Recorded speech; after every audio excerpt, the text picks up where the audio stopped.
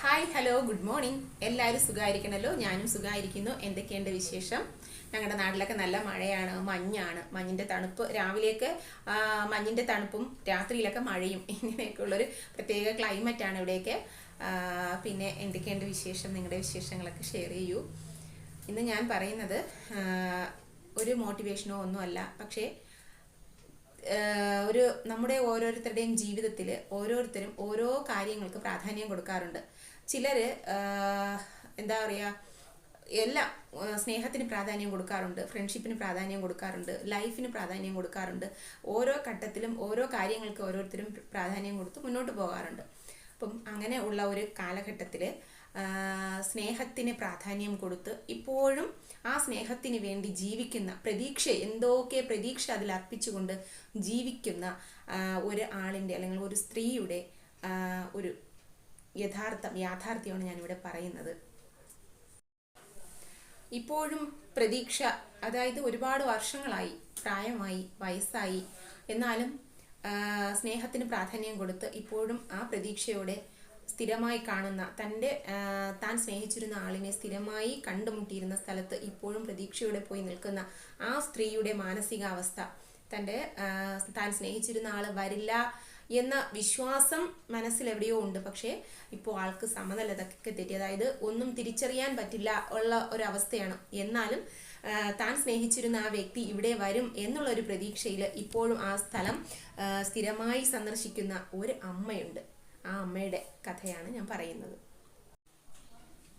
പഠിക്കുന്ന കാലത്ത് ഒരു ലോക്കോ പൈലറ്റിനെ സ്നേഹിച്ചിരുന്ന ഒരു പെണ്ണിന്റെ കഥയല്ല, അത് ജീവിതം തന്നെയാണ്.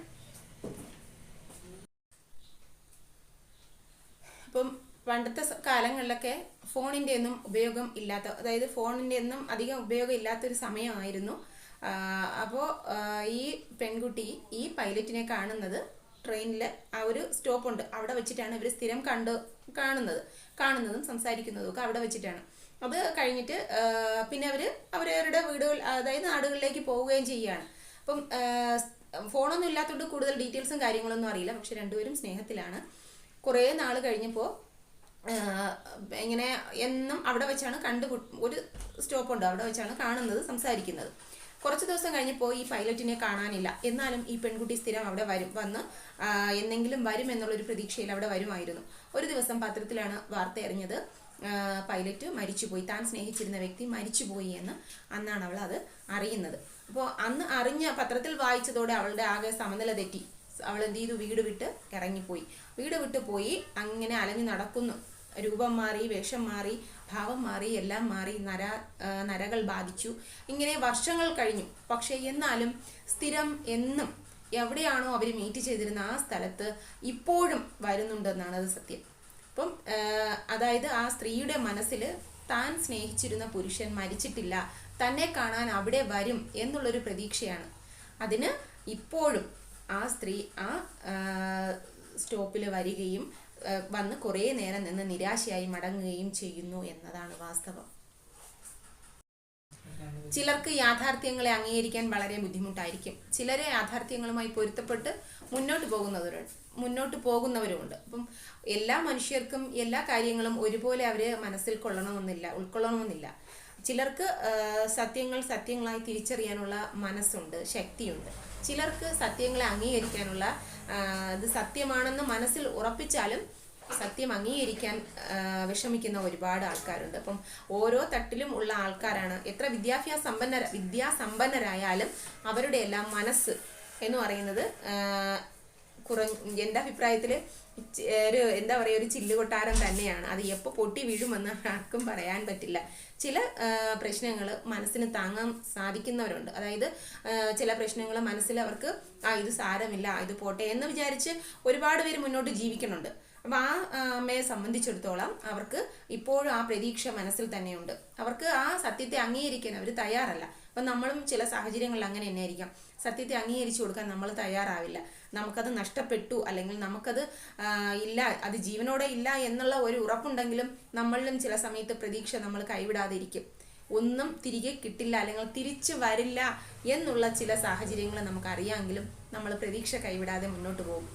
ഒരു പക്ഷേ ആ പ്രതീക്ഷ നമ്മളെ വേറെ ഏതെങ്കിലും നല്ലൊരു എന്താ പറയുക, നല്ലൊരു തലത്തിലേക്ക് ദൈവം എത്തിക്കും. പക്ഷെ ഈ സാഹചര്യം ഇത് വളരെ ഒരു വിഷമം പിടിച്ച ഒരു സാഹചര്യമായിപ്പോയി എന്ന് എനിക്ക് അത് അറിഞ്ഞ സമയം മുതൽ എനിക്കതങ്ങനെയാണ് തോന്നുന്നത്. കാരണം ഒരിക്കലും തിരിച്ചു വരില്ല, മരണപ്പെട്ട ആളല്ലേ, തിരിച്ചു വരില്ല. ഉപേക്ഷിച്ചിട്ട് പോയ ആളാണെങ്കിൽ തിരികെ വരും എന്നുള്ളൊരു പ്രതീക്ഷയുണ്ട്.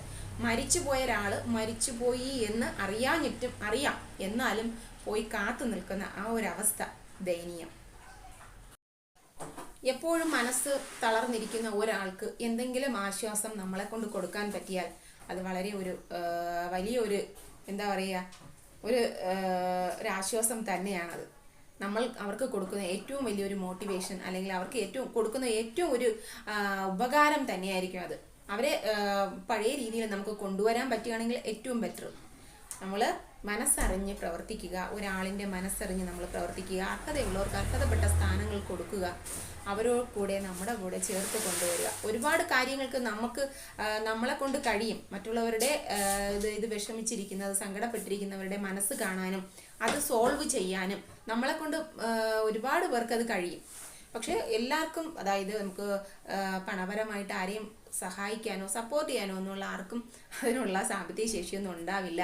എന്നാലും വിഷമിച്ചിരിക്കുന്ന ഒരു മനുഷ്യൻ്റെ മനസ്സിനെ നമുക്ക് ഒന്ന് സപ്പോർട്ട് ചെയ്യാൻ നമുക്ക് കഴിയും. നമ്മുടെ ചിലപ്പോൾ ഒരു വാക്ക് മതിയായിരിക്കും. നമ്മളാരും വലിയ എന്താ പറയുക, ഉപദേശി അല്ലെങ്കിൽ വലിയ മോട്ടിവേഷൻ കൊടുക്കുന്ന ആൾക്കാർ അങ്ങനെയൊന്നും അല്ലെങ്കിലും നമ്മുടെ ഈ കുഞ്ഞു കുഞ്ഞു അറിവുകൾ വെച്ചിട്ട് ഏതെങ്കിലും ഒരാൾക്ക് എന്തെങ്കിലും ഒരു ജീവിതത്തിൽ ഒരു സപ്പോർട്ടാകുകയോ അല്ലെങ്കിൽ അവരെ ആ ലൈഫിലേക്ക് തിരിച്ചു കൊണ്ടുവരാൻ സാധിക്കുകയോ ചെയ്താൽ നമുക്കൊരുപാട് വിജയിച്ചു, അല്ലെങ്കിൽ നമ്മൾ ആ ലൈഫിൽ നമ്മൾ എന്തൊക്കെ ആയിത്തീർന്നു, നമ്മൾ എന്തൊക്കെ നേടി എന്നുള്ളൊരു സന്തോഷം നമ്മുടെ മനസ്സിലുണ്ടാവും.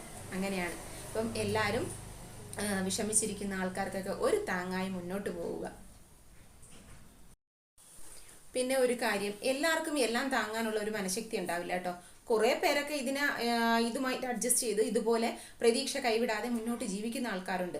കുറേ പേരെന്ത് ചെയ്യും, തനിക്കെല്ലാം നഷ്ടപ്പെട്ടു എന്നുള്ള രീതിയിൽ ജീവിതമേ വേണ്ടാന്ന് വിചാരിച്ച് പോകുന്ന ആൾക്കാരുണ്ട്. പകുതി വഴിയിൽ ജീവിതം ഉപേക്ഷിച്ച് പോകുന്ന ആൾക്കാരുണ്ട്.